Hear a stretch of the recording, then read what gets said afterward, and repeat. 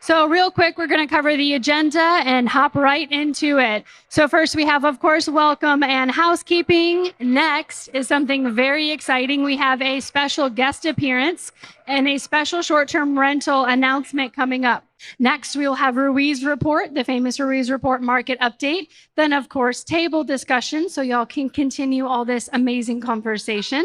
And we will go through the secret world of operations with 3 expert panelists talking about and digging into how they run their day-to-day operations. Your business is only as good as your systems, right? So it should be amazing conversation around that. And next, of course, we have audience Q&A. And if you've never been to a meetup, please know we invite and love questions from the audience. So be jotting those down or stick them in your memory as we continue. So that lady, crazy lady, that's me. Hello, hi. I am Ray Hicks and I work with AVL Meetup. And if you would like to volunteer, please let me know. I'll get into that in just a second. So, and now that I've introduced myself, let's introduce y'all. Y'all are the Asheville's Movers and Shakers, and that's what we do. We bring everyone together, specializing in bringing all the movers and shakers in Asheville together to connect. And we are about that net profit philosophy. So for those of you that have been here, you know we're all about the net profits. And how we actually put that together is we specialize in networking, education, and transactions. Everything we do tonight and when we are together is focused around those 3 topics. Focusing on your gross is just gross, right? So net profits is where it's at. So first, networking. Y'all are clearly experts at that. So much we couldn't even start tonight. So networking is obviously something we want to bring everyone together to do. You can be as strong as possible with the best relationships that you can make. And maybe even it is one of those relationships you can build tonight. So how many realtors do we have in the room? All right. And how about investors? Raise your hand if you're an investor. All right, good amount. This is growing. This is exciting. And lenders, can I get lenders? Raise your hand. All right. You can see all the money. All the money's here. The people want to spend it. And service providers. Do we have any service providers? All right. Look at that. And NREPs. What's an NREP? I'm so glad you asked. That is a non-real estate professional. So raise your hand if you're a non-real estate professional. Awesome. We love to see all of those numbers growing. So tell your friends, post about us, tag us. We love to grow, as I said, the movers and shakers.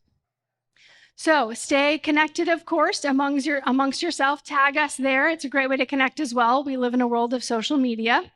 And I touched on this briefly earlier, but we are looking for volunteers. So I do this every time I'm on stage, but I cannot tell you how much we do truly appreciate the volunteers that arrive early, set up all the chairs, set up the tables, facilitate some of these conversations, and also greet at the front door and let everyone know as they're coming in what's going on tonight. So can we get a quick round of applause for those volunteers?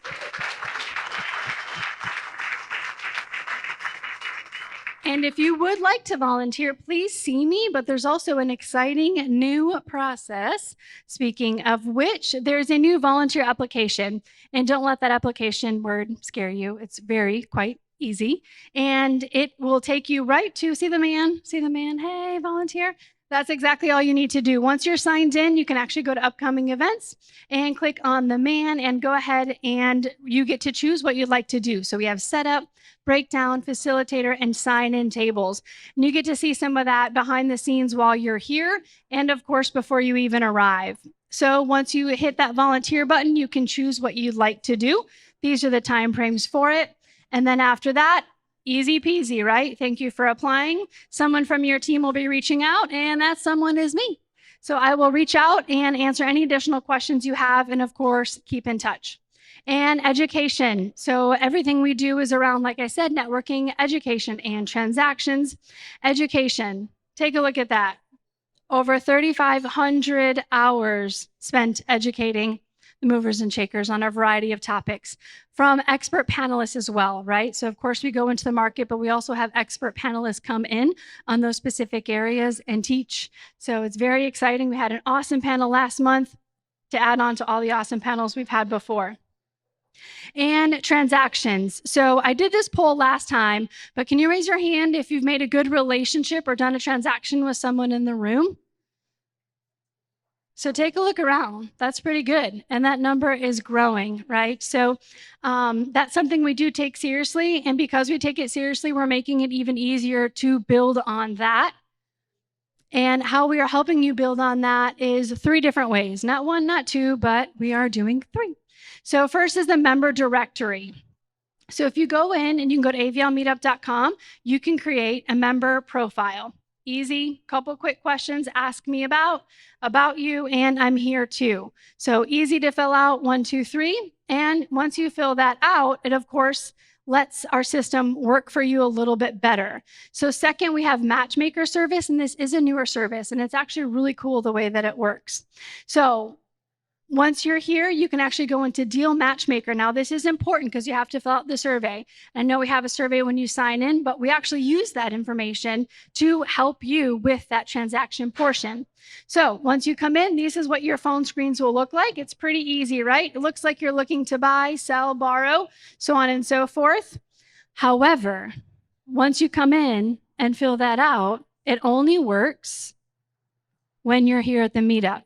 So please make sure you're signed in, you fill out the survey, and you can find out literally who's in the room right now that can help you accomplish your next transaction, who can help you accomplish that next relationship to move your business forward.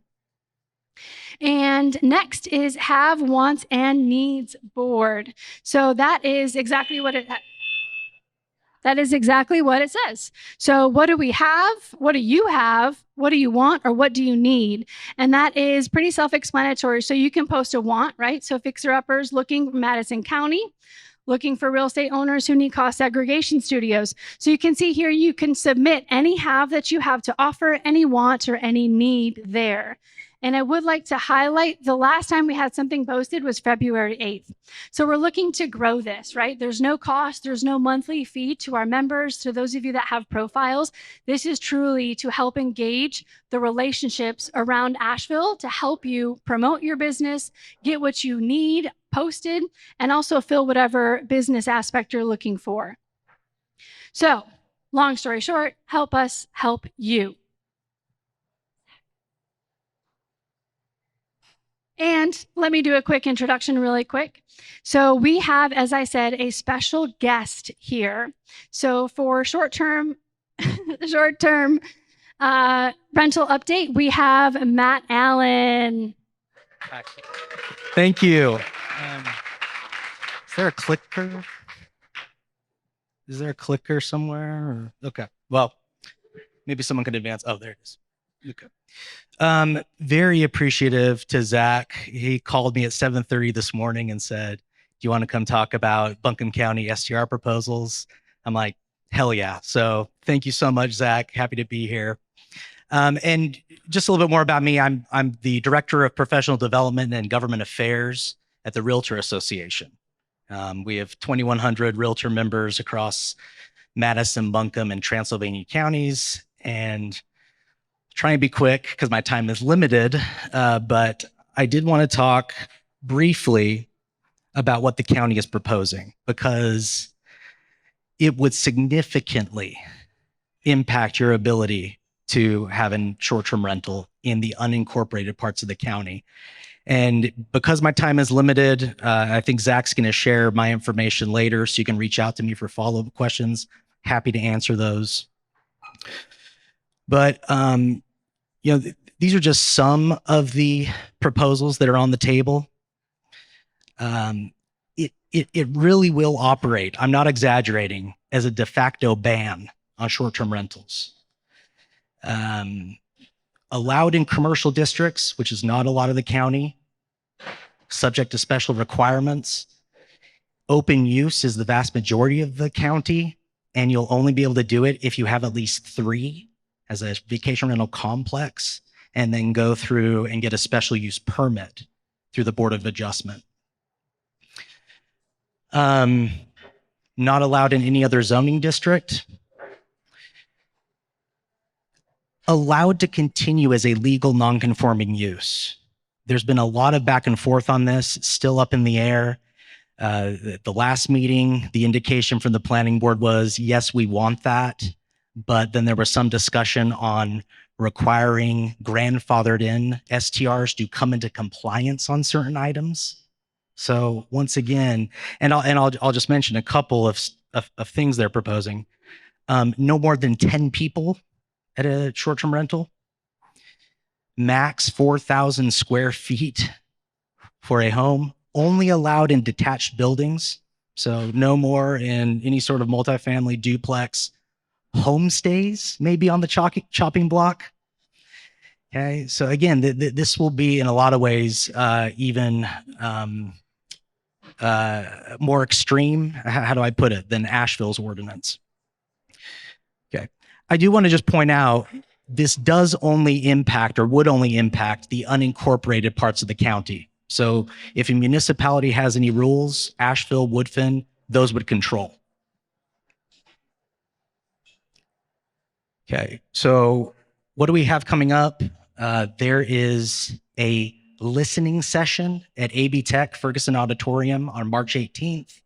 Please come, share your comments, share your stories about how STRs are a benefit to our local economy and to your livelihood.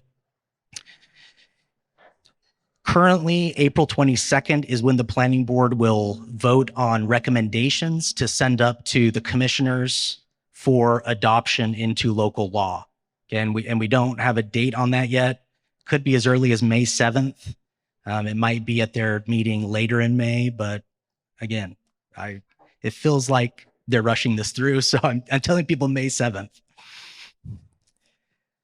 Okay, so what can you do? The QR code on the far left is an RSVP for the March 18th listening session. The middle QR code is a way to reach out to the planning board.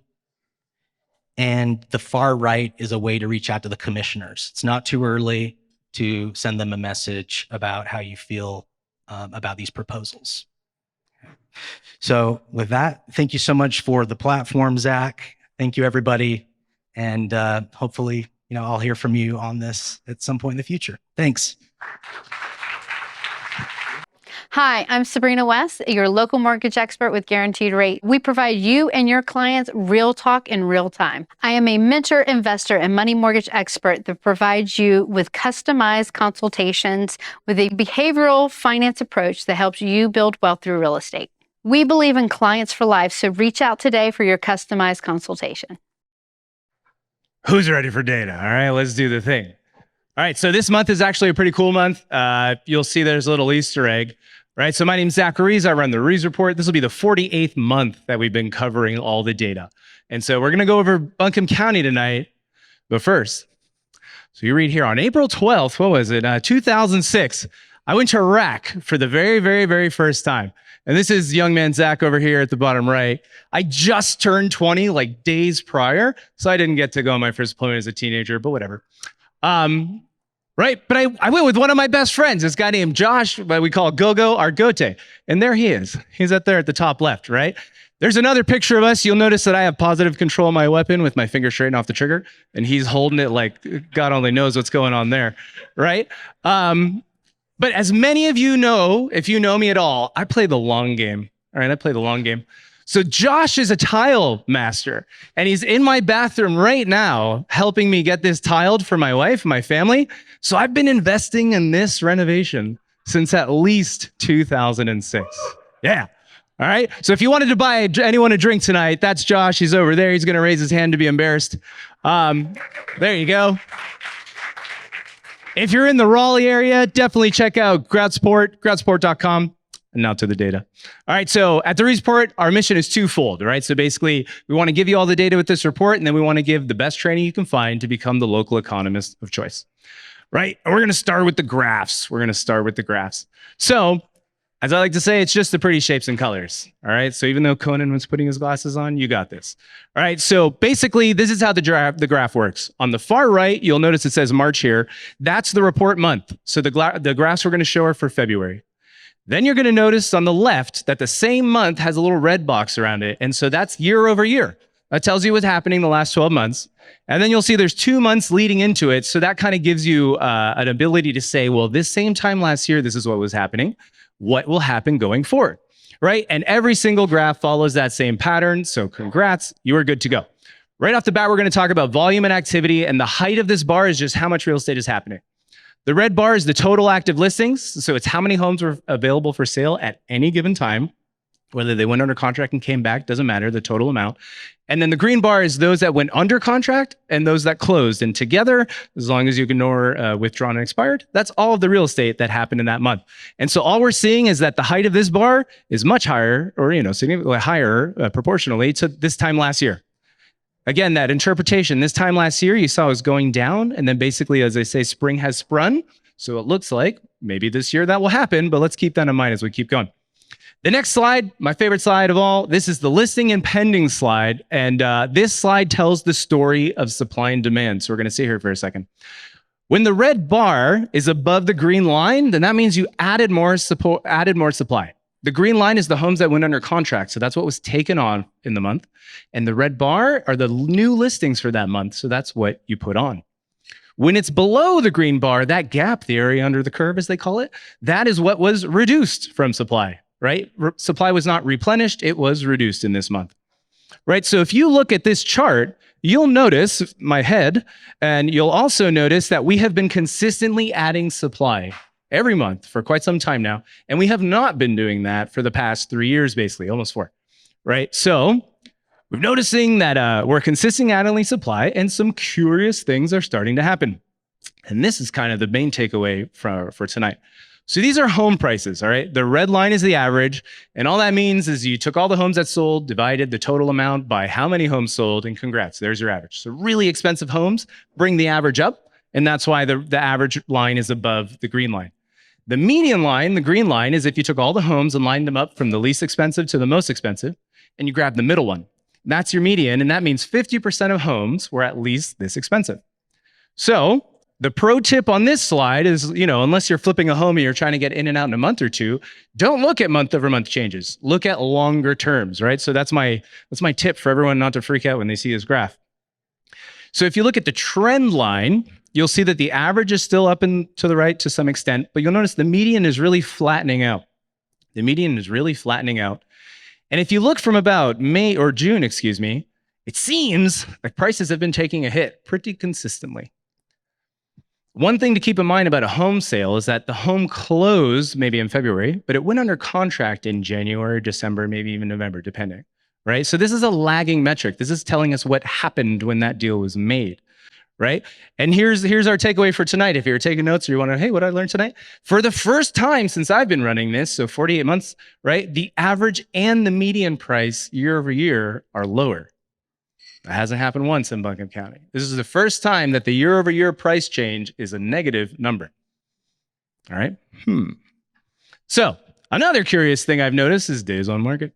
So days on market is I put the sign in my house and I go under contract. How long does that take? And we do that for the month, right? So you'll see my head again. There's a big spike until last month, and then it went down drastically, right? So prices or rather days on market were going up and up and up as prices were coming down and down, right? That's your lever. If you're not priced correctly, it'll take longer for you to sell. But look, we had a precipitous drop, as you might say. So maybe sellers and their agents got the message. You never know, but something's happening, right? So how does this look in real time? So these numbers are as of today. So if you go to remc.co, you can get all this. You can look up new construction, all sorts of fun stuff.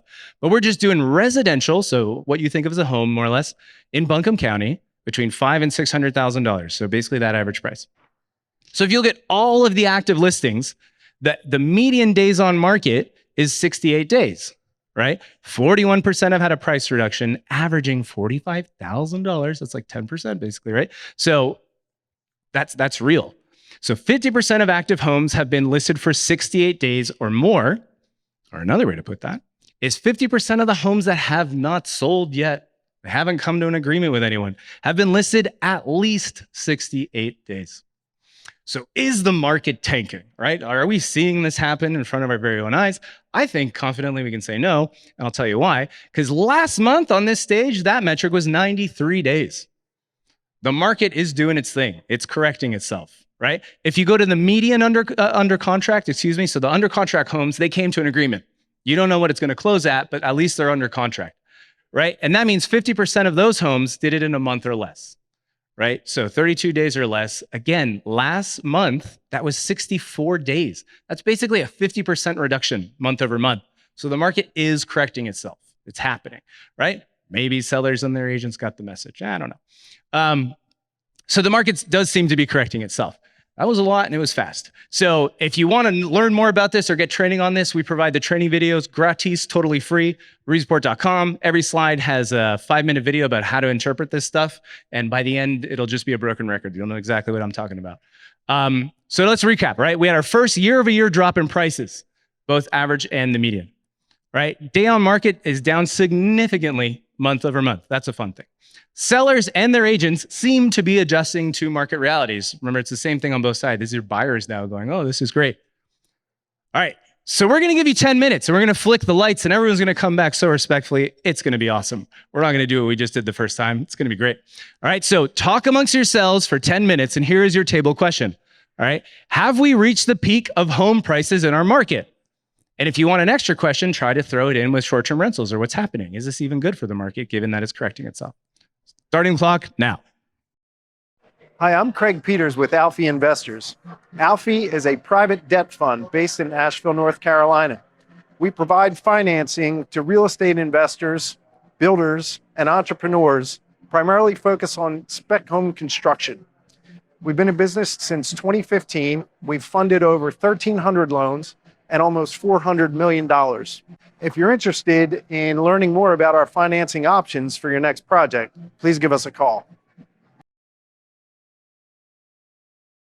First off, thank you all so much for being here. We're really excited to dive into the secret world of operations.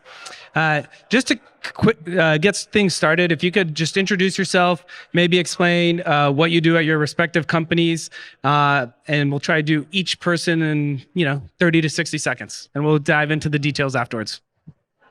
Well, yeah, Susan, go Susan's ahead. ready. Hi, everyone. I'm Susan Applin, and I'm the CEO of Katie Button Restaurants and Lifestyle Brands. So Curate La Bodega, we have Curate Travel, we have Curate at Home, we have a wholesale business that we're launching, and we have Curate Wine Club. And thank you for having me. I am Carolina Cole, and I am with Vesta Property Management. We are a property management company for rental properties long-term, and that's what I do. Hey, y'all, I'm Jay Richardson, currently serving as COO of Burial Beer Company here in Asheville. We have 2 tap rooms here, one in Raleigh and one in Charlotte, and we've been around for about 11 years. All right, so we'll get started off with a good challenging question. And with operations, lots of moving pieces. So how do you describe what you do to your friends and family? What does it actually mean to be CEO of Burial, for instance, Jay? And we can start with you. Well, it depends on which members of my family I'm answering the questions.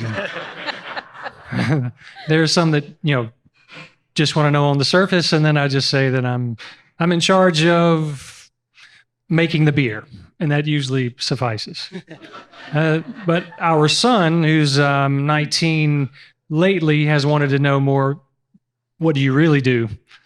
And so for him, I say a bit more about, leadership and trying to provide clarity and removing hurdles and making the workplace feel like a place of compassion, a place you want to go to every day. Awesome. And we'll just go right back down the line. So I would say that I manage properties, but I do all the heavy lifting that real estate investors don't want to do. I deal with all the problems that real investors don't want to do or don't want to deal with. I give landlords freedom so that they can focus their resources, whether it's time or money or whatever it is, to focus on accomplishing their goals. That's what I would say. Everybody needs a Carolina, right? Yes. And I love to tell my family and friends that I get paid to eat great food, drink great wine, and travel. Now I want to be Susan. Exactly. Don't come for my job. I think every day is, I tell them I'm the coach, essentially for our companies and our brands and our business units. And just like Jay, it's about removing hurdles and setting people up for success and supporting them. So that's how I would answer that. Awesome. So if we could just keep coming back down this way along the very same vein, what's like a Tuesday look like for you? What are you doing on Tuesday? Ooh, Tuesday. Not specifically necessarily if you're a very regimented person, but like what is a day in the life? Tuesdays are a really important day of my week. It's when I have my one-on-ones with my direct reports. So intentional leadership is a big part of how I approach my role. And that means being present. That means listening. That means giving people the time and space and the grace to come to you with their issues and work through challenges. It also gives me an opportunity to check on key things that are going on in the business so I stay up to speed. But that is what my Tuesdays look like, almost back to back all day. Amazing. That's cool. Similar for me. In the morning, first thing I meet with my direct report, and we go over the first 3 things, the most important things that have to happen for the day. If he has any questions or anything like that, we also we have the week distributed for different topics around the operations. So Tuesdays happen to be vacancies and leasing. So we talk about all the vacancies and how we are doing and where in the process are we to get them filled. And then after that, I go on with my day to work on my daily and my weekly goals. I do have my other meetings on Monday. So that's where we set my goals. And then before the end of the day, I meet again with my data report and kind of go over the day, see what he was able to do by himself, if he has any questions, any problems or anything like that. First part of the day is checking all the inboxes. And then the calendar. And then really that just frames what free time I have, which is what I really look forward to. And that's where the impromptu conversations have on the mainly on the brewery floor, sometimes in the warehouse, sometimes in the tap room, really just in search of something that's just under the surface that I might can help with. I have to ask, how many inboxes are there?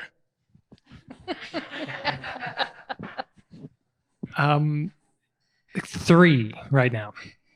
And growing, I'm sure. So obviously neither of you all, or none of you all started in the positions that you're currently at. If you're looking back on the journey that you had to get to where you're at, is there a specific role or a previous employer that you had that you felt was really formative that kind of set you up for success and maybe you didn't even know it at the time? Yeah, probably when I was with New Belgium. I had been with New Belgium Brewing in Colorado. I was with them, started as their IT director, and then our head of production at the time decided to step down. He wanted to become more of an engineer, and then my boss, the COO at the time, asked me if I would serve in that role just in the interim, and I explained that, I was flattered, but I have no brewing expertise. And she said, "Oh, they don't need a brewing expert. That team just needs a good leader." And I had never really thought of myself with that, kind of skill set. And so I would credit her and that opportunity for opening my eyes to a different thing to do at work. All right, Carolina. So a couple of things that I've done in my life. So the first one, I would say going through law school, where I'm from Colombia. I went to law school there, graduated, all of that. And then I'm here. So all that helped me with the strategic thinking that I necessarily have to have on the daily basis to be a property management. The second thing that I would do or credit is being in the real estate investment industry as lead manager for Asheville Cash Buyers, and also helping on the transaction management as well. That helped me, of course, knowing the area, the industry, and the people that live here. And then the third thing is I'm also a landlord, which is very important for what I do, because I've done that, I've been there, and I can, of course, relate with my clients in the positions that, they often are. Susan? I think for me, when I look back on one of the roles I had, I think about Staples. I was with Staples for about 4.5 years. And in fact, I was at Staples with Sander, who's our head of supply chain 30 years ago. I was in a mergers and acquisitions role. And so I was spending a lot of time working on acquisitions in the US and really doing the due diligence on those. But then I got to get involved on the international side. So we had a company in Canada, and we had one in the UK, and we had one in Germany. And the reason why I bring this up is because I really was focused on the due diligence, but then I got asked to stay behind and lead the operational integration. And for me, that was my magical aha moment, that I'm moving now out of these finance, more centric roles, strategic roles, and into this operational role. And that really opened up the whole world for me after that throughout my career. Very cool. All right. So the title of the Secret World of Operations came from, so I have a finance background, and someone recommended that I read this book called After the Trade is Made. And it's like this thick, and like 4 people have read it. I see you nodding your head. Maybe you're one of the 4, but like I didn't make it. Right. But it was just shocking that like you think of these stockbrokers and everything like, oh, buy, sell. But then what happens? How's the trade executed? How does it go all the way through? And so I love that everyone brought up the leadership aspect of doing this. And so basically the next question is to that effect. What does the team look like to make the operations happen? So what do each of your teams look like?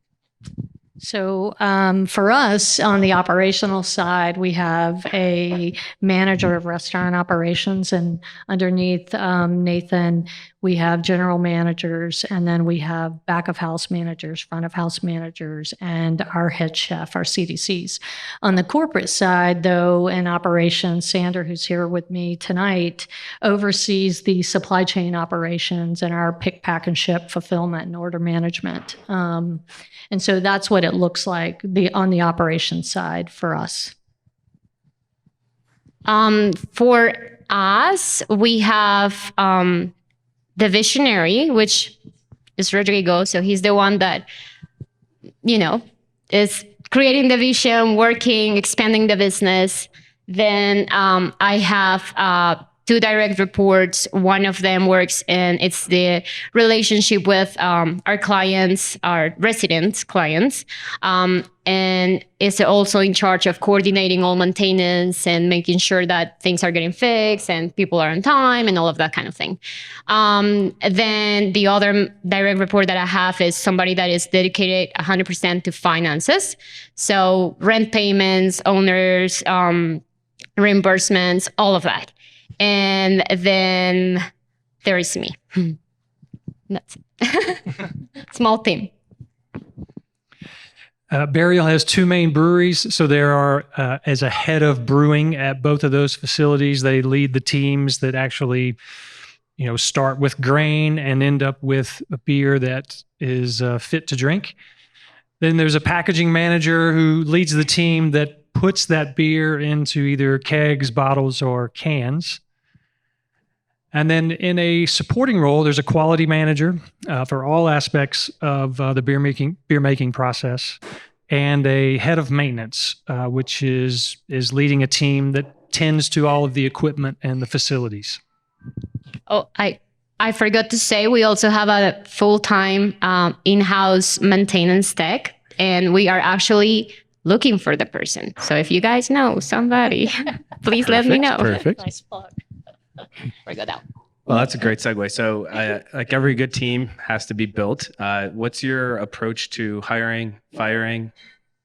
Do you look at close relationships, friends, family, or do you try to stay away from that? You can take that question whichever direction you want to go. We'll start with you, Jay. For hiring, I would like as very much as is possible to approach it as a get to know you process, so that the candidate as well as the hiring manager can determine together how good of a fit that person is with the company's values. Assuming that they have at least enough experience to learn the position. If there's training on the job that's needed for expertise, that doesn't really scare me, as long as that person is a fantastic fit for the company culture. It reminds me of in the book Essentialism, which I think came out about 10 years ago. There's a chapter on hiring, and the author suggests giving yourself enough time to start over. If you get to the end of the process, so to speak, and you can't say that you would love working with that person, start over. Start the search again. We don't always have that liberty, but it does speak to the weight of finding people that are aligned with the values, the things that you just the things that are not up for debate at your company. If a person is naturally lining up with that, then now you're in the neighborhood of a good hire. Yes. So I agree with that. In addition to that, we do clearly the person has to be a good fit for our culture. And most than that, it has to be a believer. We have to hire a person that believes in what we're doing, believes in us and our business. We are not interested in hiring hiders, which are just people that are interested in collecting the pay rent and be done. For that, we have different processes. Of course, we do the job ad. It has a description, and we do have a tweak there. We add specific instructions to apply. So it'll be silly things like send me, your resume to this email, and in bold, red color, tell me your favorite color. And that's the first filter. We don't get as many, and because people don't read and they don't follow instructions. So that's the first, it's a first indicative for us to be like, okay, well, we start good. After that, if they do that, we schedule a phone interview, which we go through a scorecard. So we have questions, and it kind of gives points to what we're looking for, skill set, and kind of the profile of the person that we're looking for. And if it all goes good, we set up an in-person meeting, and then by then we should have a pretty good idea whether we're a good fit or not. So for us, we see hiring and exiting people as some of the most important decisions we'll make, and that we spend a lot of capital and time in both of those directions. So we don't speed date. We take a very thorough approach to hiring. There are a lot of people involved in that decision, depending on what position that is and what level. And we do look at candidates who embody our values, that kind of off-paper thing. But what's really important for us is that we're putting people in the bunker with us that know how to fight the battle. I think the last thing for our growth rate at this point is that you want to be in the foxhole with someone who needs training on how to load the gun and fire it. So we want everybody stepping into that position with experience under their belt, a proven track record, and someone who can drop in and execute day one. And then on the flip side to that, on the firing, it's the same thing. It is a long process. It's not speed dating unless someone has done something really unethical. It's not a surprise. We work through it, and we do it as a team, and there are many people involved in that.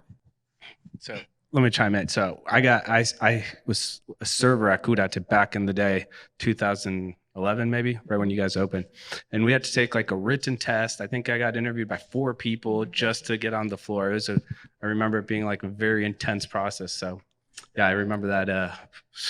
I sweated a lot. There was a lot of studying just to memorize wines and whatnot. And you decided not to stay in the field. Because of the test, yes. Yeah, I'll give a shout out. Theo, our head of HR, is here tonight too, and it's more than that test today. People come into the restaurants; they literally have to go through a 90-day onboarding, and we make it so clear what they're signing up for that people a lot of times self-select out, which is what we want.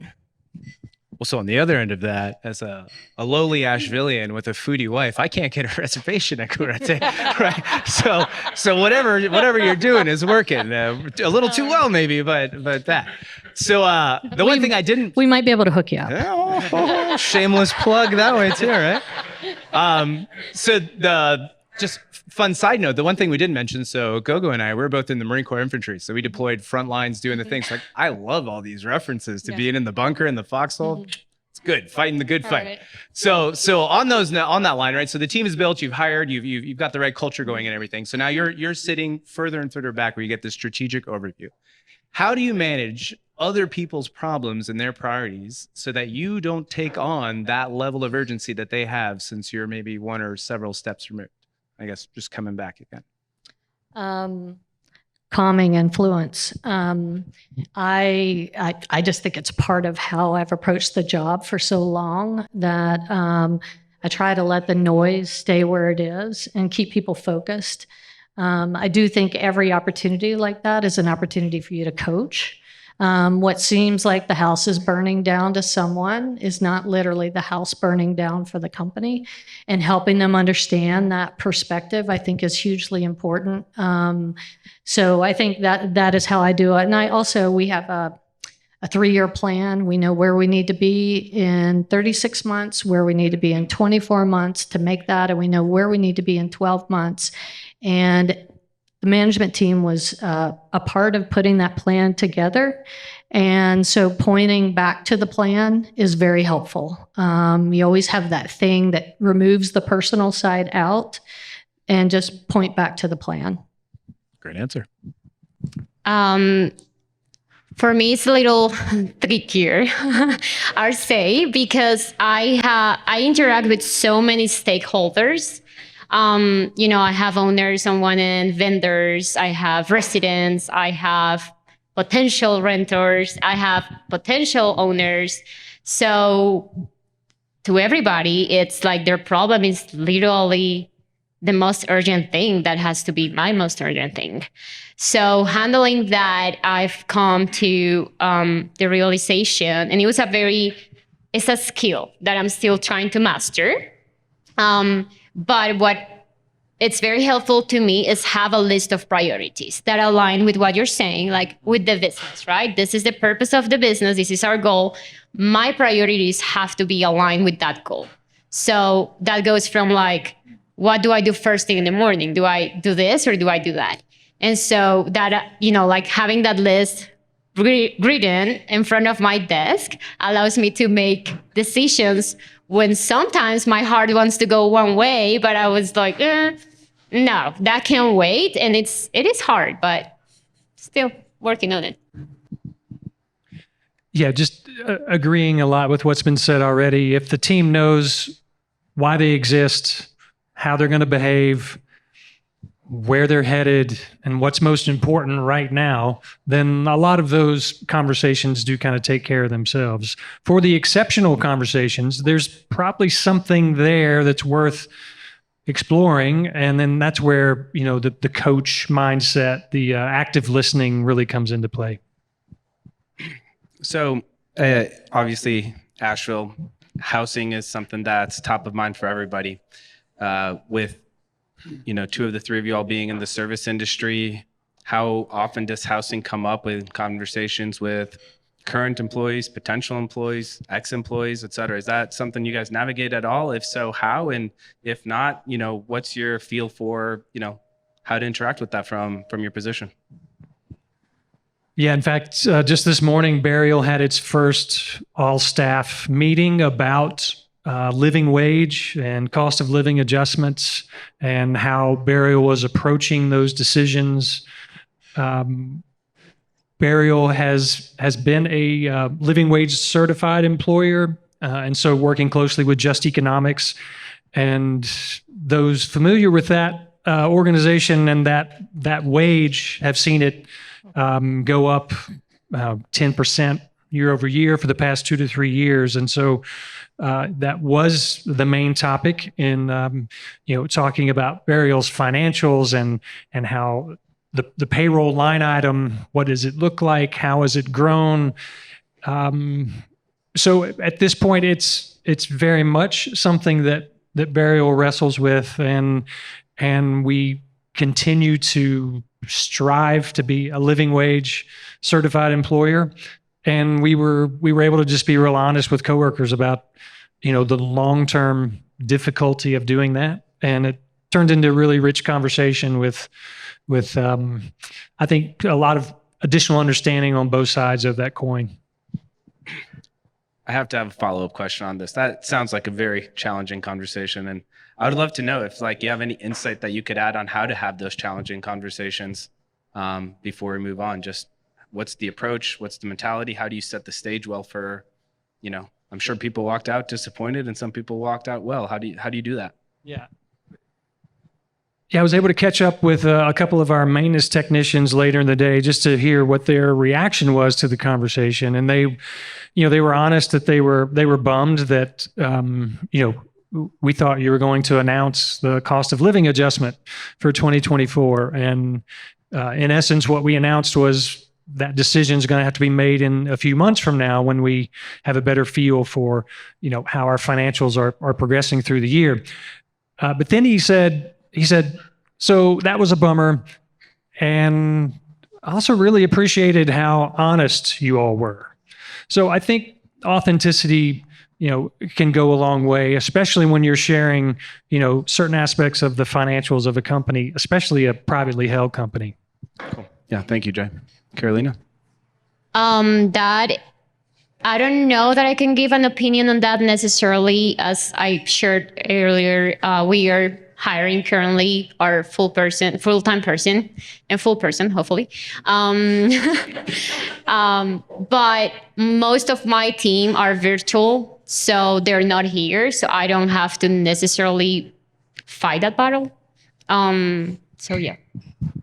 So for us, we became living wage certified after the pandemic. That was something very important to us as a company. And strategically, we have made taking care of our employees one of the center posts of our plan going forward. So for us, living wage, our employees, they will start at that living wage. But on top of that, we also have paid PTO for our employees. We have 401k for employees who haven't been there, who are there for a year or more. We have wellness programs. We have subsidized benefits. But to answer your question about the impact of the cost of living continuing to go up, it does put a burden on companies. At the end of the day, my job always is make sure the company is in great financial standing and we have sustainable business and our employees are taken care of. But, we have to keep the company moving forward. And this is an area I think we would love to see more work done on the part of the city and economic development. If you know anyone from the city, if anyone knows anyone from the city, we have a lot to say to the city, and we're constantly talking at them. We would love to talk with them. Just quick plug. So on that note, are there any takeaways that you guys gained from the obvious change that business had to go through during the COVID times, during the lockdown or anything? Is there anything from there that now that things are back to more what we call normal, that you continued doing, that you found were actually boons to carry on in even normal business times? For me, it was really honing in on intentional leadership. And, for those of you who remember being on Zoom screens and meetings, and you have employees that are distributed now, not in front of you, and you don't know what they're going through. You don't know the challenges that their family's facing, if they have kids or someone lost their job or what's sort of happening. I think going through that and really focusing on listening and being present and not being distracted and giving your employees that grace and space to bring that to the table and support them. That is something I've carried forward. I didn't know if I would go back to moving a little bit more faster, but when it comes to our team, I think it's really important to take the time out and give people the time and space. So I think empathy and leadership was always important. I think we learned during COVID it was even more important. And post-COVID, it is definitely something that I take forward. I do agree with you with the tweak that we did state like that. So again, most of our team is virtual, me included. I work from home most of the week. I go to the office as needed, and is the importance of that, like building closeness when there is not really, and creating the space for our employees to feel comfortable to share whatever they're, going through on the other side of the screen.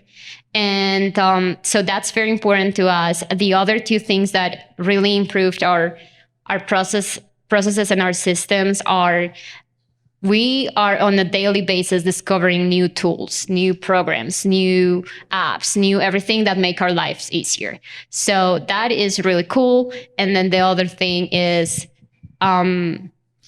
just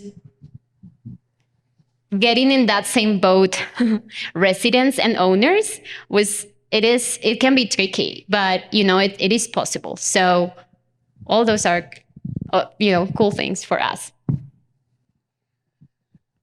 I feel like the pandemic shined a light on a unexpected dynamic of a healthy team, and that team members were coming to work even when they were sick because they didn't want to burden the rest of the team. They thought by coming in, they were like, not putting extra work on their teammates, when in fact they were infecting all of their teammates, which ultimately shuts the whole team down. Right. And so I think the pandemic gave, businesses, organizations an opportunity to reinforce, hey, you're actually doing your team the best service by staying home. If you don't feel well, stay home. And that conversation is just much easier to have now after the pandemic. All right, so we're gonna move into a little bit of a lightning round at this point. Quick answers, as much as possible. First question, we'll work through it, see how quick you can go. But throughout your time in different organizations and through different positions, have you been able to find a specific area inside of the company or organizations that you're like, I can always find ways to add value or improve X? And what is X? And we'll start with you, Jay. So like time savings, cultures, cost. Culture. What is that way?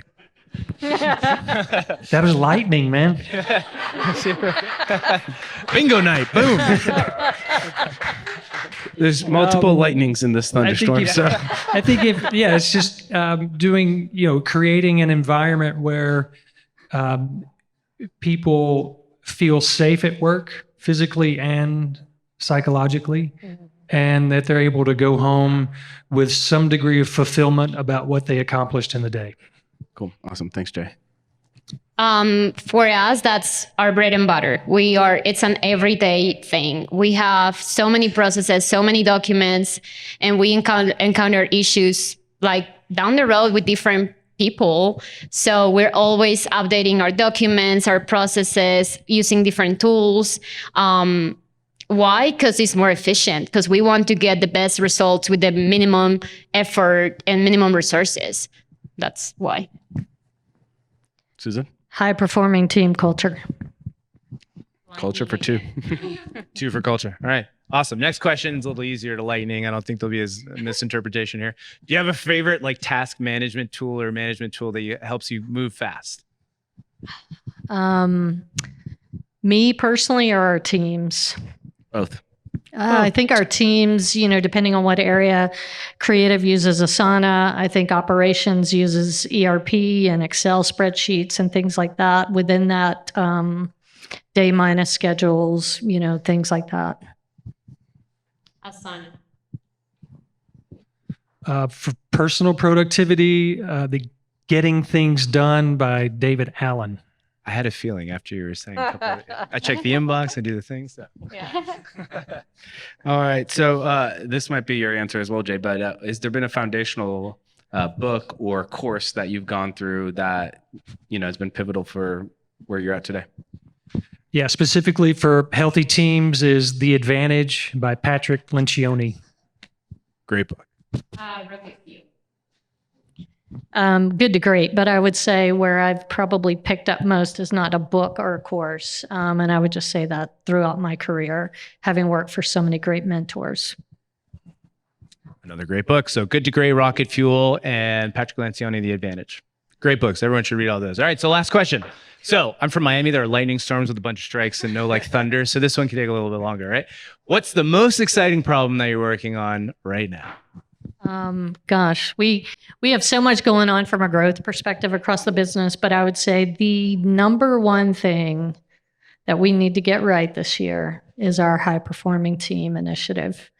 And everything that lifts everything up. So no matter what business unit is growing, it is all about the 11 elements of high performing team and moving the needle. So we just started that process. We use the Bain Capital model for that. It's a really good one. If you're interested, well, I'm happy to share it. But we just went through that launch and process. Every salaried employee went through that. And we did our baseline survey. It starts there. We know where those results are, and that'll feed into an action plan this year. And then we'll survey every quarter, and that'll give us a really good gauge on where people are. Very cool. Very cool. We outgrew CallRail, which was our phone management tool. Now kind of we're in a very hateful relationship, and we're moving towards Dialpad, which offers way more and better features. It is a pain to move because so many regulations about texting for small businesses, and it is a pain. But we're doing it, and I'm very, very excited about it. While I can't claim either of these initiatives, I'm really excited that Burial is doing them. One is a healthy leadership development program all year, and the beginnings of a financial literacy across the company education. Super cool. That's really good. Awesome. Yeah. That could even tie into better. There's another good book, The Great Game of Business. Yeah. Hi, everybody. My name is Kimmy with American Eagle Home Inspection. We are your local one-stop shop for all your home inspection needs in Western North Carolina. Do me a favor, pull out your phone, find us, American Eagle Home Inspection on Instagram, give us a follow. You know what? There's only so much I can tell you about us in 30 seconds, but I promise you, you will not be disappointed if you check out our content. It's very entertaining. It's going to tell you all you want to know about us. So check us out on Instagram. And we'd love to be your one-stop shop resource for your home inspection needs in Western North Carolina. Check us out. Cool. All right, so we're going to do a Q&A now. Today, we have a new addition to the Q&A. We have our little catch box, so we won't have to repeat the questions. You'll just have to be able to catch the mic. Fair enough? All right, so whoever has the first question, raise your hand. We'll lob it at your head. All right, here. There you go. Wow, that was serious. Boom. Mm-hmm. All right, hopefully the mic's on. Oh, this is a mic? Yeah. There you go. Testing? Thanks to our friends at Catchbox over there. Let's see. Talking about leadership and investing in leadership, at what point did you decide to invest? And when you made the choice to whatever resource you chose, why did you choose that resource? The question for me? All of us. So let me just repeat the question to make sure I got it. If we decided to invest in leadership, what resource did we invest in and why? For us, that's a great question. So when I got to KBR, we had a management team. We have a management team in place, but we needed to expand that. So the very first position that I identified was the head of marketing. So we needed to bring someone on who really understood multi-business unit marketing, but who also understood e-commerce, wholesale, and dealing with a media company with a TV show and cookbooks, et cetera. So it was pretty broad. So I'd say that was the first one. And hopefully after this weekend, we'll have that person on board. Let me get more specific here. Can you hear me? Let me get more specific.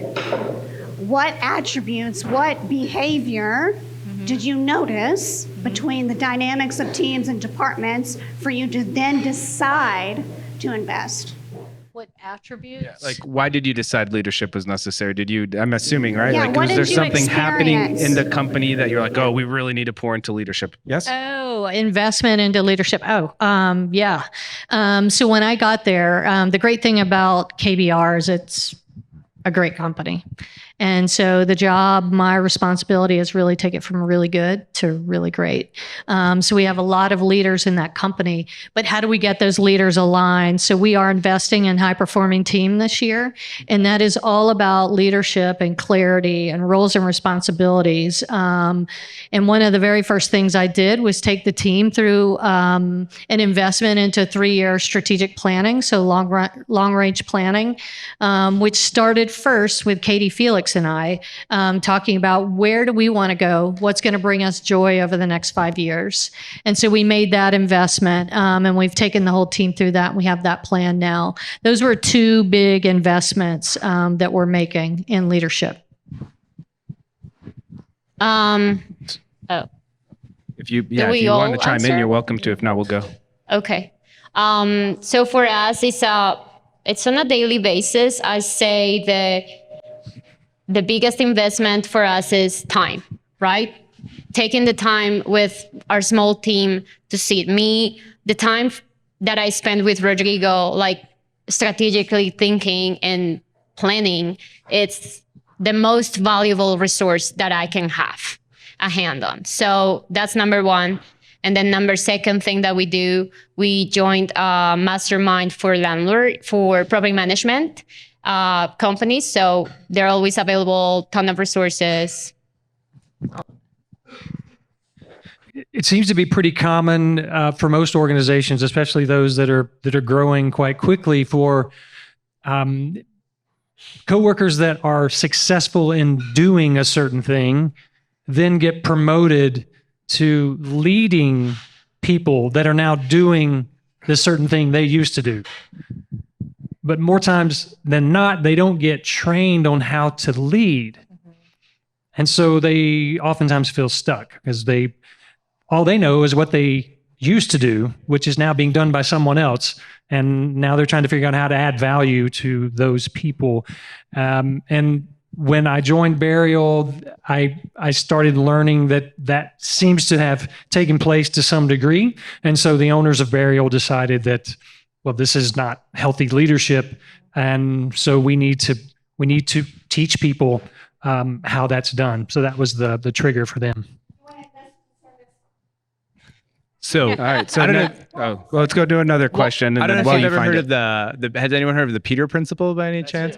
So the Peter Principle is you get promoted to the level of your incompetence, right? And maybe the solution to that is investing in leadership, right? So that's an interesting thing. All right, next. Oh, Crom it's himself. Mr. Crom. So Carolina just said that time is our most valuable resource, right? On that note, are you guys, and I want to hear from all 3 of you, are you good at managing a good work-life balance? And if you are good at it, how do you do that? Hard-hitting questions. Jay, why don't we start with you and we'll just go back down the line. The Fifth Amendment fully. I feel, well, if I may be so bold, I think work-life balance as a noun is a fallacy. I think it's balancing work inside your life. Like, work is just a part of life. And depending on where you are in your life stage, then that balance is going to look different. If you're straight out of college, you're going to probably be leaning heavier into your work than you are maybe the personal aspects of your life. If you are a new parent, then the opposite of that is going to be true. And so I think it's constantly realizing where you are, what's most important to you right then, and then prioritizing your time accordingly. And if you are working for a compassionate employer, they'll know, they'll get it, and they'll support you. Great answer. Great answer. Yes, yes to all of the above. And also, I want to be like mention this prioritizing. Like I have to be okay with not doing stuff on a day, and learning that is hard. Like not just beating myself because the day wasn't, like the time wasn't enough. I didn't get this done. I didn't get that done. I have to be okay with the decision that I made, and I have to be at peace that I made the right decision by prioritizing whatever I got done that day. And then. So we look at this as work-life harmony. And just like Jay mentioned, there are these cyclical periods that people navigate. But we like to give all of our people room and space to sort of navigate what's going on in their lives. For me, to keep me honest, I got 3 of my members back there. How am I doing? Am I doing okay? Okay. Thumbs up. All right. Thumbs up. Cool. So there's 2 questions right behind you, Ray. You got to throw it. Boom. Good catch. What role does standard operating procedures play in your business? And how do you think about, or how do you balance the rigidness that often comes with them with empowering frontline employees and lower level managers to make good decisions in their role? These are great questions. They are. Susan, why don't we? Critical. I would marry SOPs if I could. Lean into the work of work-life balance. Got to lean into that. We have 6 different businesses, so distributed leadership and decision making is incredibly important to us for what we're doing to work. And so standard operating procedures, they're typical throughout our organization, and we are focused on keeping them enhanced throughout this. And we don't really see them as bureaucratic at Curate. Yeah, same. Like we have procedures for everything. And I think you asked about training. So I don't know if I heard the right. I think it was, how rigid are you with making sure people always follow them, or are people allowed to deviate from them as needed if they've got a situation? Okay. Yes. Very. Because what we do, we make decisions that affect people's life. So we have to be very careful with following all the rules that apply to what we do. And the only way to do that is following the same process every time. That gives us certainty, and that allows us to feel good with the decision that we made. For example, whenever we pick whatever resident for whatever unit and why we picked him or her, it is because there is a procedure behind it, and not because we just said yes and we like the person. So we are very, very loyal to our SOPs. It's the same at Burial, thankfully, especially when you work in an environment where people can get hurt. They're absolutely necessary. At the same time, the business changes, processes change, and so Burial also relies on its coworkers to propose changes to the SOP so that they're always accurate. All right. So we have as everyone should know, if you've been coming, we have a strong commitment to get you out of here at 7:30 if you want. So we're looking at 8 minutes here. So we're going to go to the next questions. Yeah, they're all going to be lightning round questions. Lightning round questions. So I was curious about, for intercompany promotions and noticing talent within a company, do you guys host any sort of social event like this? Where I've worked for a few different companies where it's very divided and different departments don't get to ever see each other. So you never know if someone would be good in a tech position when they're in an entry level position that you hired them in. And I'm curious, do you guys offer opportunities like that to all your employees, where someone who is in a higher management position can meet someone new in a different department, but realize that there's potential there? To summarize the question, to make sure we're answering the right one, how you're asking about companies who offer opportunities to kind of let the talent shine, right? So that you can get these opportunities outside of your normal role to see that you may be fit for a better role or a higher, different role? Kind of like here, where everyone's able to intermingle regardless of their status and what they do Yeah. for a living. I can take that first. I mean, we do a lot with our full company. So we probably have 4, maybe 5 all company events. And those are different from the holiday party to a summer. I think we did kickball last year. I don't know what we're doing this year, but we're there. Katie and Felix are there. We also do a number of things throughout the month. So we honor birthdays and promotions. When we promote someone, Theo just got promoted, and we did a big event at La Bodega to celebrate that. But everyone is invited to those. So in our company, there's a lot of access and engagement with all of us. For us, we are a very small team, but we have the tech there to where all of us are accessible, or, we can always call each other, jump on a video call, text, email. So we're always available for everybody at any given time.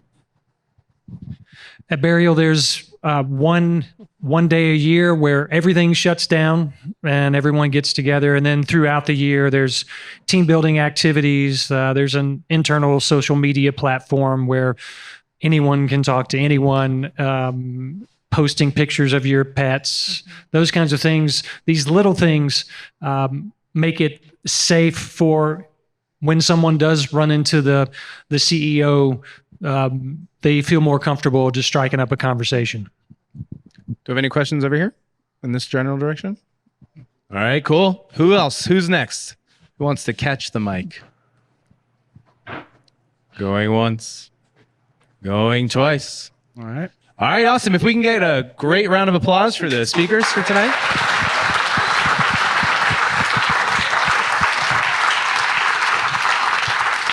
So we're going to have a follow-up email on Tuesday with all the show notes and kind of the main takeaways and things people mentioned, and when I can find the clicker and when the clicker decides to obey. There you go. Bam. So next up, we have local growth stories. So we actually have Ben Colvin of Devilfoot's Brewing Company, the place you're at right now. Kimmy McBurney, their American Eagle back there. And then behind me is Josh Valdez from Drippolator. If you're not getting your coffee there, you're wrong. Awesome. So again, thanks for coming out. Pardon me? Cool. See you guys next month. See you next month. Thank you.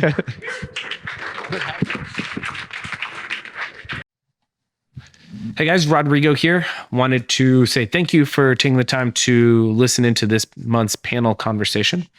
We hope that you join us in person at next month's meeting. You can find out more at avlmeetup.com. We primarily meet on the first Tuesday of every month, but be sure to check out our website, avlmeetup.com. You can also watch this conversation on YouTube at AVL Meetup. We'll also have a quick announcement. We started a property management company called Vesta Property Management. So if you're looking for third-party management for long-term rental, we'd love the opportunity to talk to you. Our goal at Vesta is to turn houses into homes and investments into returns. If you're looking to work with a third-party management company that will allow you to have peace of mind and experience freedom around rentals, reach out to us. We can help make that happen for you. VestaPM.com. What's going on, everyone? Zach here to close it out before you sign off for the day. If you liked the data-driven portion of today's meetup, then I'd love to take a moment to tell you about the Ruiz Report and REMC. If you're a real estate professional, then you know that you should become the local economist of choice, but you're probably unsure of how to learn the skills required. That's where the Ruiz Report comes in. We offer customized market reports to promote your business, training videos so you'll learn how to interpret the market data, and monthly quizzes to keep you sharp. Learn more at ruizreport.com and sign up for a free account to watch all of our training videos at no cost. If you're more interested in the live data and some data and analytics dashboards, then I highly suggest you check out remc.co. REMC is the first of its kind data and analytics dashboards for the real estate industry. Now, you have to be an active participating member of the MLS in order to sign up, but it is unparalleled data on every market participant, whether that's an office, a listing, or one of the realtors. Again, you can find out more about REMC at remc.co. As always, thanks for listening, and we hope to see you at one of our next meetups. If you can't make it and you still want to be part of the movers and shakers, then sign up for a free account at avlmeetup.com and get yourself into our member directory. Thanks again. See you next month.